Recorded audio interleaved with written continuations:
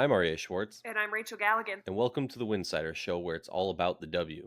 The offseason is in full force. Just a few days ago, our very own Rachel Galligan broke news of the Dallas Wings hiring Latricia Trammell as their next head coach. Let's dive in.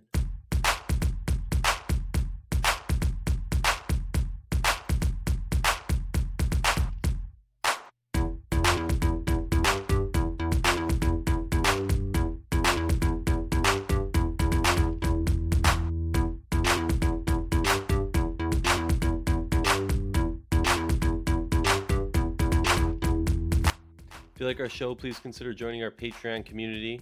The link is patreon.com/Winsidr. That's patreon.com/Winsidr. For less than a cup of coffee a month, you can directly show support for the hard work we do covering the W. And don't forget to see our amazing staff's written content over at winsidr.com. That's winsidr.com. Welcome to the Winsidr Show. We've got breaking news that came out just a few days ago. Exciting news if you are a Dallas Wings fan. Exciting news if you're a Latricia Trammell fan. If you like seeing new coaches taking over the realm of young, talented teams that are poised to have great success in the coming seasons. Let's just, I'll give a little brief rundown of who LT is. What she's done. I'm sure Rachel will pop in, add a few things as I go, and then we'll kind of react, share some insight, and so on and so forth. Well, LT's taking over, as I said, a stacked young roster in Dallas. LT has over 30 years of coaching experience. She was an assistant for the Stars in San Antonio, who, again, as we know, relocated to Vegas and then won a championship. She won 2 national championships. Rachel, is it the NAIA Division One? NAI, yeah. You want to explain what that is? um, easiest way I can explain it, the two governing boards of, I guess, collegiate athletics. It's just a little bit different than the NCAA. NCAA obviously governs Division One, Division Two, Division Three. NAIA is in a league of its own. They have their own. Well, they did. I can't remember now. It might have merged into one, or it's in the process of merging into one. But it's basically just another version of the NCAA. They have different rules, they have different structures, they have different, guidelines that they have to follow. They are not governed by the NCAA. So yeah, Cool. that's all it is. And she was the head coach of Oklahoma City University in 2014, 2015. She's defensive minded. I think if you would talk to people in the know, over the past few years since she's been an assistant coach in I almost said Vegas, in LA, LA's defense has been stellar. Now, let's not talk about this past year. But LA's defense has been stellar. And if you talk to people in the know, if you talk to people slightly outside the know, they would say that's LT. That's kind of her bread and butter. But she's much more than that. Rachel, do you Well, and wanna dive in, give a little bit more? yeah. The Sparks had finished top 3 in defensive rating her first 3 years. She was there in LA for 4 years. So they were really locked down defensemen of the floor. We remember those years they couldn't score, or that one year they couldn't score. So yeah, they finished every top 3 defensive rating every year she was with the team. Candace Parker ended up winning Defensive Player of the Year in 2020. Brittany Sykes was first and second team.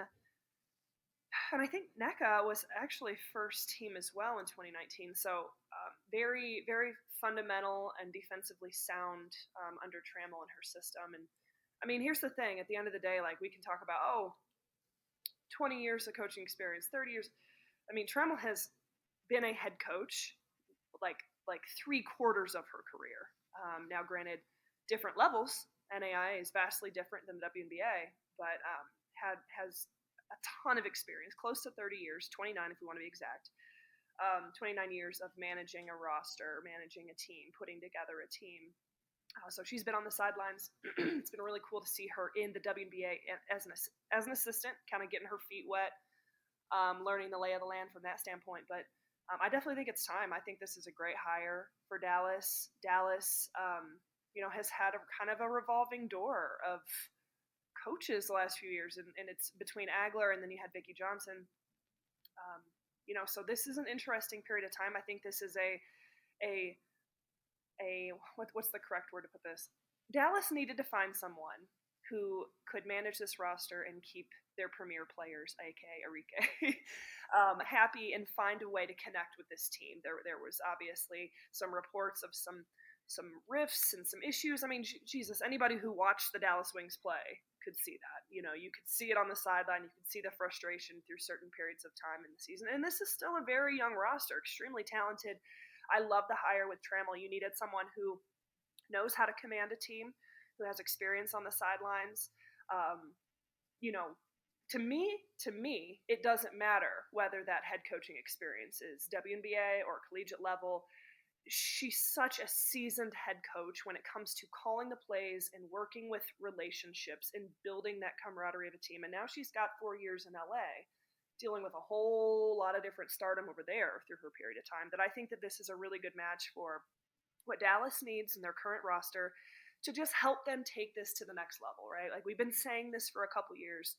Man, they've got all the talent in the world, but like, how is this talent going to be managed? Well, it's going to be managed by someone who understands how to manage people and individuals and relationships, and who can be respected, across the board by that team. I think Trammell is a really phenomenal hire for the Wings. I think she's got a shot to go in there and really put a disciplined imprint on this team and kind of take it. It felt a little directionless at times. I think she's going to find a way to kind of get this ship going. Again, it's just about taking that next step.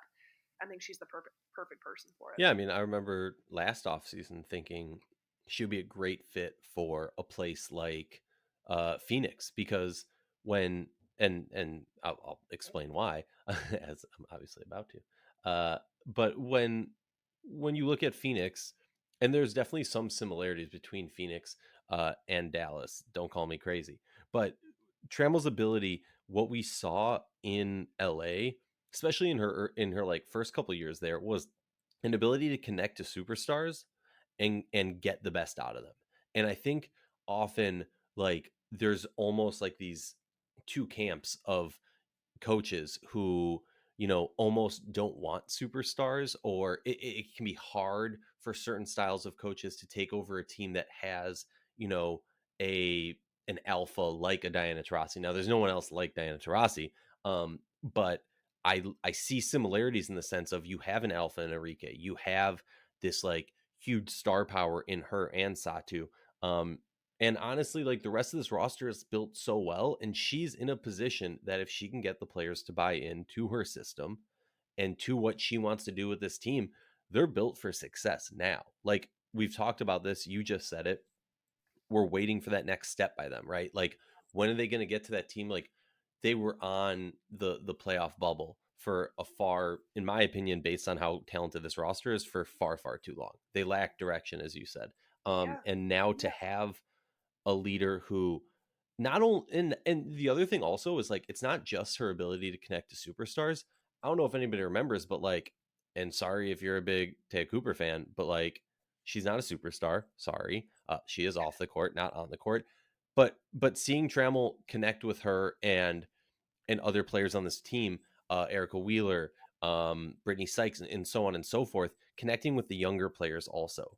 You know what I mean? Like, she's not like, oh, she's just going to focus and pay attention to the superstars. Oh, she's not just going to focus and pay attention to the young players. She finds ways, like you said, to connect to everyone on this roster to build a team. And it's Yeah. so important. Like, you can have a roster, that doesn't make them a team. And you need Yeah. to build them into a team. And I think she is a great people person, a great connector, and that will be extremely positive for them. So I think we've kind of run over our reactions to this. I want to kind of run down, as we do, what this roster looks like. What is she inheriting? Now, I want to preface this because Alicia Gray is number one alphabetically on this list, thanks to Her Hoop Stats for all this information. As we all know, they do amazing work giving us the salary cap tools and the cap sheets and all that. But Alicia Gray, there was, reports coming out that she's requested a trade, or I forget what exactly the wording was, something to the effect of, she's requested, or she doesn't want to be back in Dallas next year. I don't know what that is, but also she's under contract in her last year, and maybe Trammell can get her to stay. I think that would be a big win. Kayla Thornton's still on contract. Satu Sabali still on contract. Ty Harris still on contract, Aryeh on contract, Charlie Collier on contract, Wat Kuyer on contract, Veronica Burton, Jasmine Dickey, and Bella Aryeh. So now, looking at this roster, you might say there's some people missing. Yes, Marina Mabry's missing. Tierra McCowan's missing. They're both restricted free agents, so they have the opportunity to bring them back if they want that. And Izzy Harris is an unrestricted free agent. Honestly, would not be shocked to see her join a different team this coming season, just because you look at who they have and you kind of need to make some decisions about who you want in your front court. Not to say she hasn't played very well, but they do have some cap room to make some moves. And it's going to be a really interesting season because even if they lose those three players, or off season, I mean, even if you lose those three players, this is still a good roster. And this is still a team that has cap space to make good moves to bring in 2 to 3 more players with well over 300,000 in cap space because they have so many young players. So just a great opportunity for her, really, really built for success, the position she's in. What are your thoughts? No, I think it's great. I mean, I've done the future WNBA head coaches articles a couple years now in a row, and it's been kind of fun to see that list grow and evolve. And I'm excited to see a couple new faces.